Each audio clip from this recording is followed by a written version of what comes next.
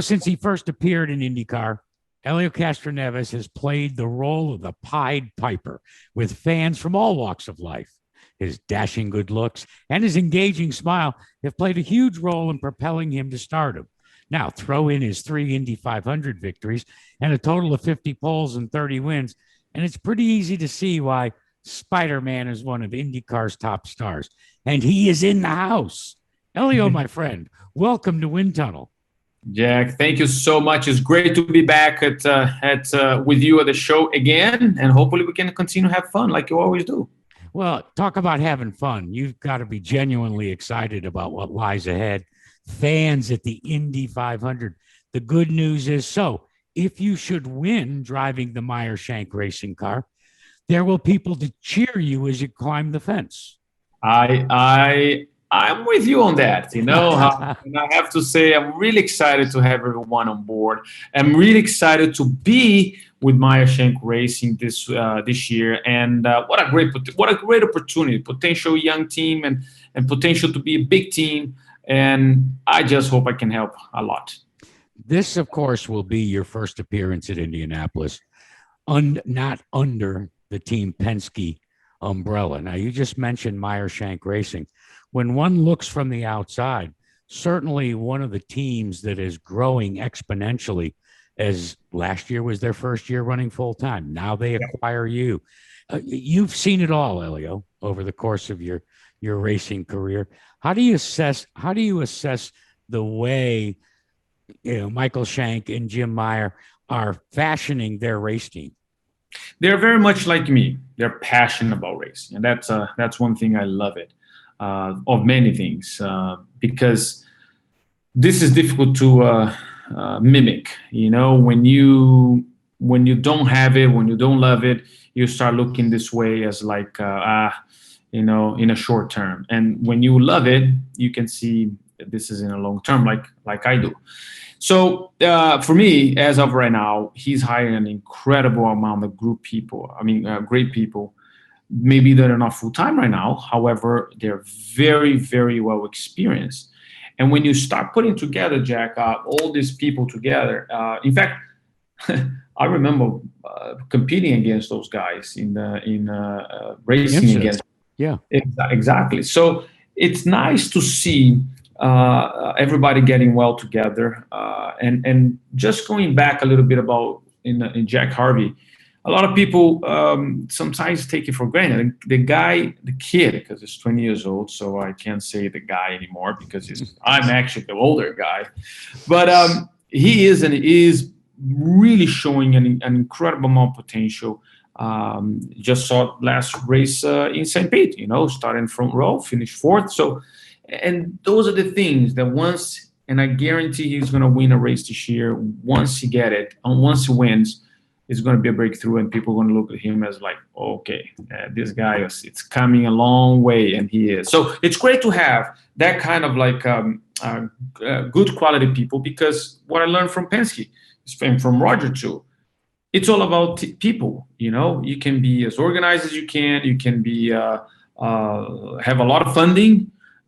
However, if you don't have passion, you don't have quality people, it's going to be very hard for you to continue moving forward.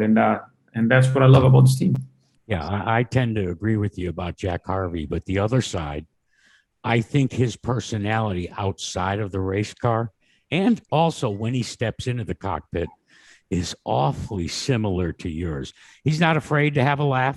He's not afraid to pull a prank on somebody. But when he puts that helmet on, he is dead serious about what he's trying to do. I agree with you, Jack. And that's why I feel that over the years, he didn't have a teammate. So he has obviously the technical direction of Andretti. However, it's not a guy over there or helping or talking or discussing. And sometimes the engineer can do so much.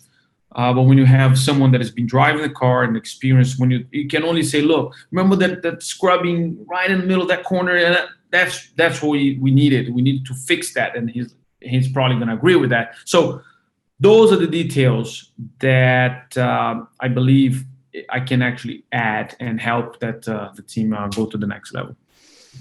Last episode, your buddy Tony Kanaan visited with us.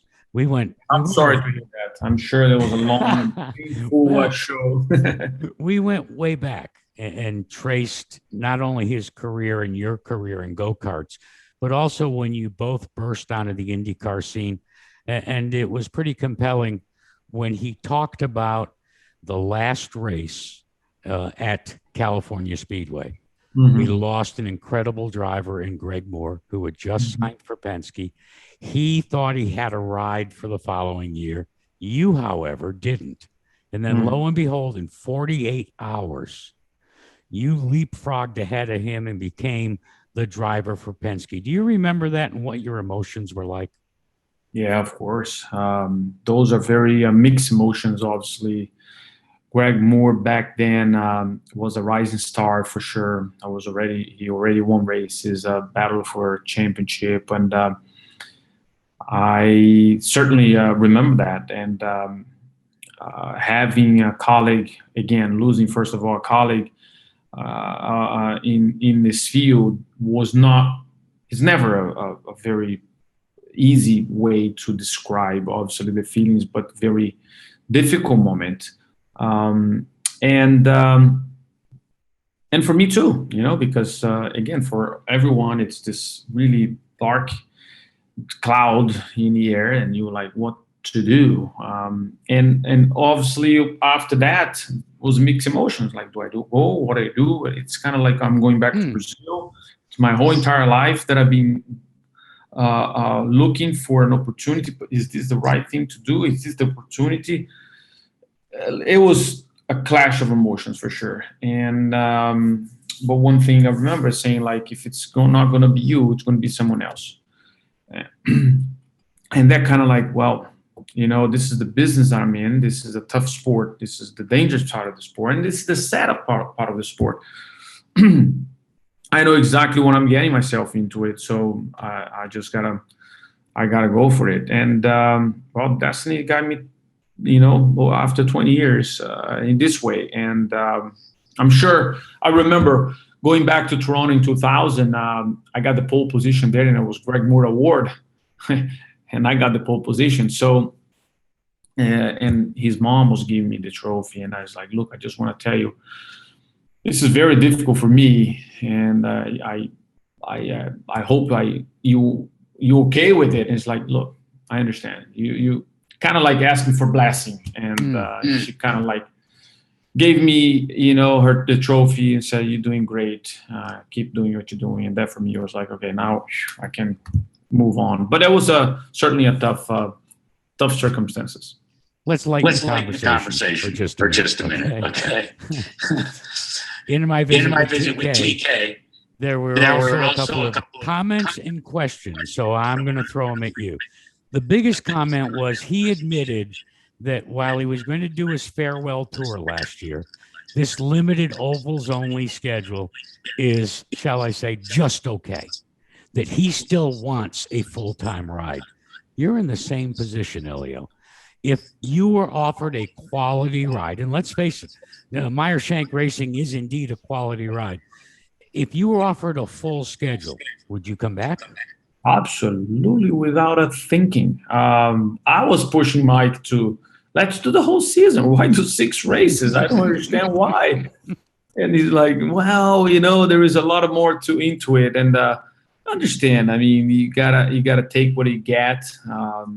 And I do believe this is sort of like maybe a test, maybe a way of testing the water. I mean, I'm saying testing the water for what could be a full time season for the team. And I love to be a part of it. Whether it's me driving or not, I really love to be part of an incredible opportunity that can be, like as I said, a very big organization. Your old friend also wanted me to ask you how you can keep your hair not a single hair out of place when you pull the helmet off after a race.